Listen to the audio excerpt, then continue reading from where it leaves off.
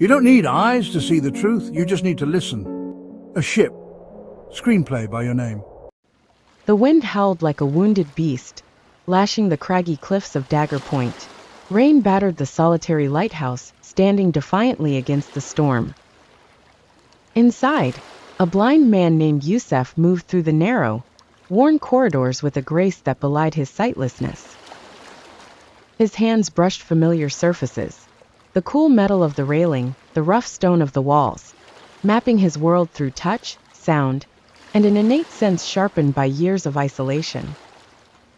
Youssef had lived here alone for nearly 2 decades. The locals in the nearest village called him the blind keeper, half in awe, half in pity. Few visited, fewer still understood. They said a blind man had no business tending a lighthouse. But Youssef knew differently. Tonight, however, was unlike any other. The air carried a different scent, the salt sharper, the electric tinge of ozone heavier. Youssef felt it in his bones. The storm was not merely fierce, it was furious, unpredictable. It was a night of testing, and he knew the sea would claim lives if he failed. But he felt the gratitude of the sea, a silent whisper that he had learned to listen to in the darkest moments.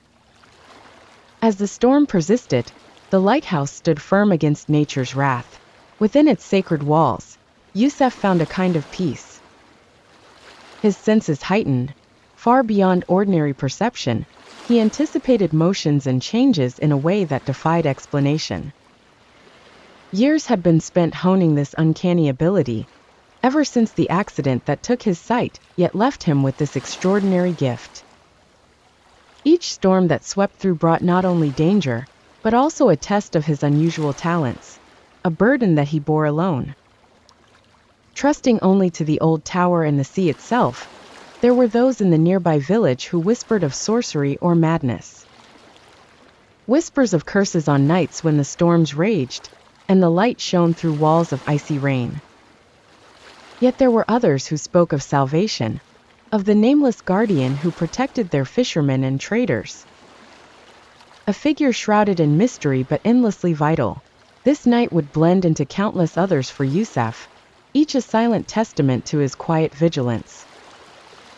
He had learned to listen to the tides, to converse with the winds, and though he never sought recognition, he knew his purpose. His purpose was etched in every ship that safely passed the treacherous waters. In the morning, the storm would pass and sunshine would break upon the lighthouse, catching the gleaming eyes of villagers gathering on the cliffs. They would nod in his direction from afar, a reverent salute to the man who could not see them, but who saw far more than they could imagine. As sleep overtook him, Youssef's last thought was a plea to the sea, a prayer whispered into the void between waves. Let them sail safely, let them live. And deep below, nestled between crags, the reefs listened too, softened by the touch of his unwavering will. Hours later, as the storm waned into a sullen drizzle, the survivors reached the lighthouse. They were a group of scientists, 3 men and 2 women, shivering, exhausted, clutching metal cases as if their lives depended on them. They pounded on the heavy door. Youssef opened it cautiously, feeling the vibrations of their frantic knocks before they came. One of the researchers, Dr. Eliza Morrow, a geneticist with sharp green eyes and mud-streaked cheeks, stepped forward. "You saved us," she gasped. "You have no idea what you've done." They explained. They were carrying a prototype, a revolutionary cure for Selcroft's syndrome, a rare, degenerative disease that had ravaged thousands of lives worldwide. They had been en route to an international medical summit when the storm scattered them from their path. Had they crashed into the reef, the cure, years of work, billions in funding, hope for countless families, would have been lost forever. Youssef listened silently, the enormity of it crashing over him harder than any wave. For the first time in years, his throat tightened, but he swallowed the emotion down. Later that night, as they huddled around a fire in the old stone hearth, Youssef told them his story, though they had not asked. Born in a poor fishing village, Youssef had been blinded by a fever as a child. His parents, overwhelmed and ashamed, sent him away to live with a distant uncle.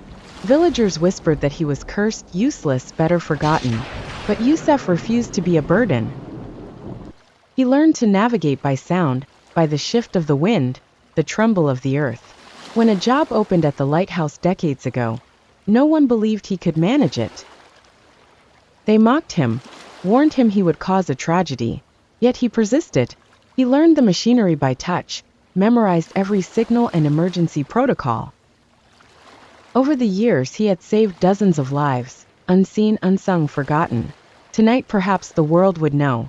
As dawn crept across the battered coastline, something darker loomed. Eliza's radio crackled. A garbled message. They're coming. The researchers exchanged worried glances. Youssef, instantly alert, demanded an explanation.